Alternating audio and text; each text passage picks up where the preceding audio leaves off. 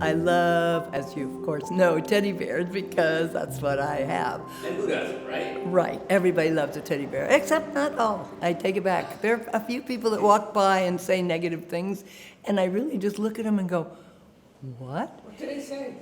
They'll say, oh, these are scary, this is weird, this is silly. Why would somebody on a bayfront have all of these teddy bears? I love teddy bears, and it started with one. When we moved to the bayfront, that's when it really started going crazy, actually. Is that when we lost it, Marcy? I think so.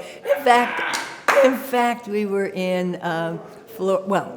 to take a step backwards, we were in bed one morning, waking up, and because if you're on the bayfront, you hear people if the windows are open, you can hear their conversation. I mean, you literally can hear what they are talking about. So there were two men, they were walking by, and one of them went, "Oh my God." And the second one said, "It's a hobby gone awry."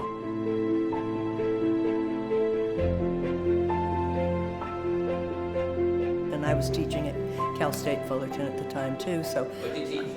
I was in the education department doing with the mathematics part for elementary school teachers and supervising student teachers. So teaching teachers how to teach math. Correct.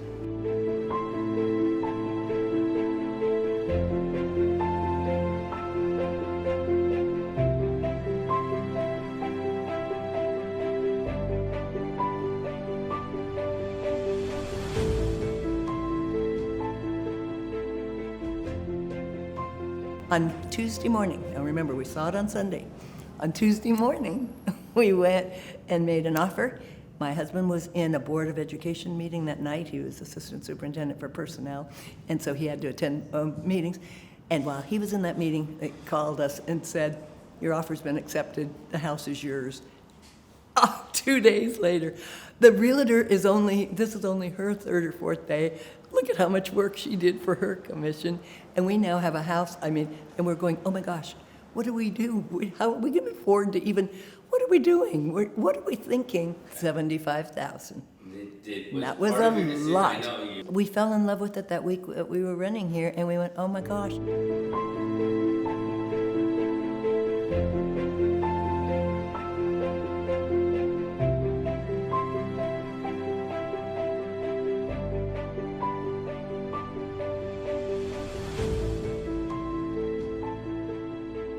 It's not making math fun, it's making math a thinking sport. That's how I really used to think of it, that it is fun, but you're not doing math for fun's sake. You're doing math for the problem solving, the involvement, the getting kids excited about things and having to say, wait a minute, but if that's true, oh no, then that has to be. And I developed a whole lot of materials that are still being marketed all over. I have over 300 products that I've written. Some of them are books in book fashion. They're not textbooks, they're activity books that you can run off copies and get the kids involved. Kindergarten through 8th grade, although a number of high school teachers have purchased my stuff and said, oh, my kids just eat it up because it's thinking. I mean, if I gave you one of the tasks, which I could do, where you have 10 tiles and you've got to deal with all of these things and get them all to fit on the sheet, and you have to deal with, you would be probing, exploring, experimenting, persevering to get it. It's not just, there it says 6 times 5 is 30. No, it'll say something like box. If you were, let's say, doing multiplication, it would say box times box, so it's a single digit times a single digit, is 20-something. So what are you going to put there? So you made it a business. Right. Called? Marcy Cook Math. M-A-T-H. Yeah. In what year? My first copyright, and that was when I started, was in 1978. Give me an idea how successful it's become. Oh, extremely successful. It just mushroomed and mushroomed, and I've gotten to speak in 39, I just looked it up again, 39 foreign countries doing presentations, and 44 of the 50 states in the United States, I've done presentations in Ongoing math. business still. So I retired last year from doing my seminars and presentations. However, the materials are still out there.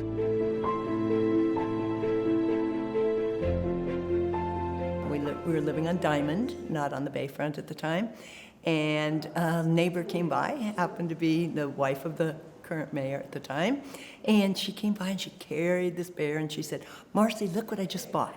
And she said, "You've got to hold it." And I went, "Oh, it's okay. I've never had a teddy bear in my life." So anyway, she said, No, hold it because it feels like a baby. If you hold it up here, it'll kind of just melt." And I did, and I fell in love with it right away. I had to go say, "So where did you get this teddy bear?" And she shared with me where she did. It was up in Fashion Island, and I went up to Fashion Island and bought the exact same teddy bear, plopped it on my dresser, thinking, "Oh, yay, I have this cute teddy bear." And then I don't know what happened. Somebody bought me one, and now I had two. And then my son is dating a girl who loved Beanie Babies, and now the two went to 122. And so now we had teddy bears then starting to be everywhere.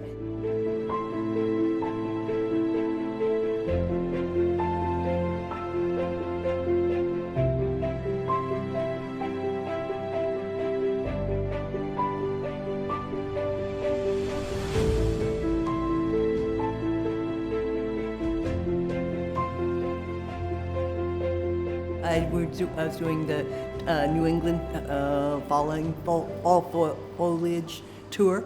So we went to 6 different states in New England, and I came home with 18 new bears. We're running out of space because bears are everywhere. Favorite, I would probably have to say my very first bear that I ever got, just because it started my whole world of collecting. They all have names?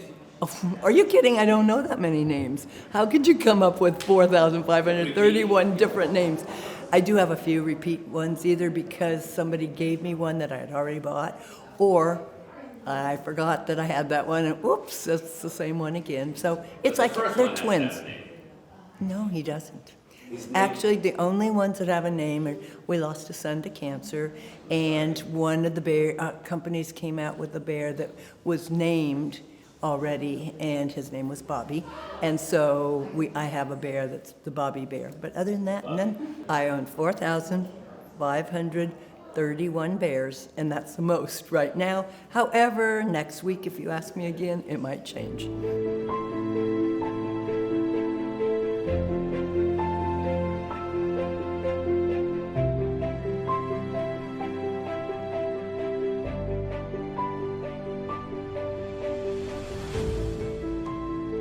But I'm not in competition. I don't want to go over another 6,000 to beat her out. Do you think yours is the most famous?